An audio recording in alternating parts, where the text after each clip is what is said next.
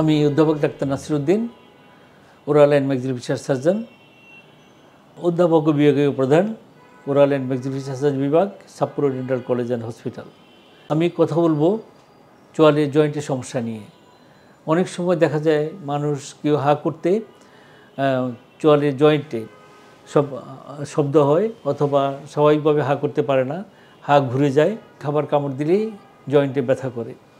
এই ধরনের সমস্যাগুলো যদি হয়ে থাকে তাহলে একজন ওরাল অ্যান্ড ম্যাক্সিলোফেশিয়াল সার্জনের কাছে গিয়ে আপনি সহজে চিকিৎসাটা নিতে পারেন।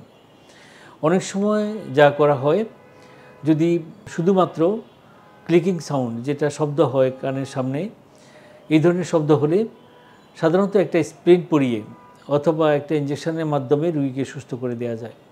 কিন্তু কোনো কোনো সময় যদি এটা চলতে থাকে তাহলে এক সময় মুখের হা কমতে থাকে, আবার কোনো কোনো সময় দেখা যায় কমতে কমতে একদম জোড়া লেগে যায়, উপরের চোয়াল নিচের চোয়ালের সাথে জোড়া লেগে যায়।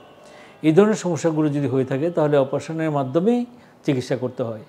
আবার কোনো কোনো সময় দেখা যায় ছোট বাচ্চাদের বেলায় বিশেষ করে জন্মগতভাবেই অনেক সময় হয়ে থাকে, মুখের হা বন্ধ হতে থাকে এবং উপরের চোয়াল এবং নিচের চোয়ালের যে জয়েন্ট, ওই জয়েন্টে সম্পূর্ণ হাড়ের জোড়া লেগে যায়। এই ক্ষেত্রে নিচের চোয়াল সাধারণত ছোট হতে থাকে, তার স্বাভাবিকভাবে খাবার দাবার করা, নিঃশ্বাস নেওয়াতেও অনেক সময় কষ্ট হয়। নিচের চোয়াল যখন ছোট হবে তখন জিভ পিছনে দিয়ে গিয়ে যে শ্বাসনালীকে আটকিয়ে দেয়।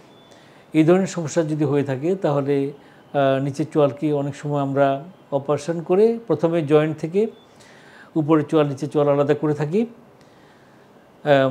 মাথার হাড় থেকে নিচের চোয়ালকে আলাদা করে থাকি।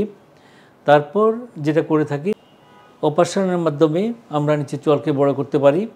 আরও একটি পদ্ধতি রয়েছে, ডিস্ট্রাকশন অস্টিওজেনেসিস, যে পদ্ধতিতে এখন আমরা নিচের চোয়ালকে বড় করে থাকি।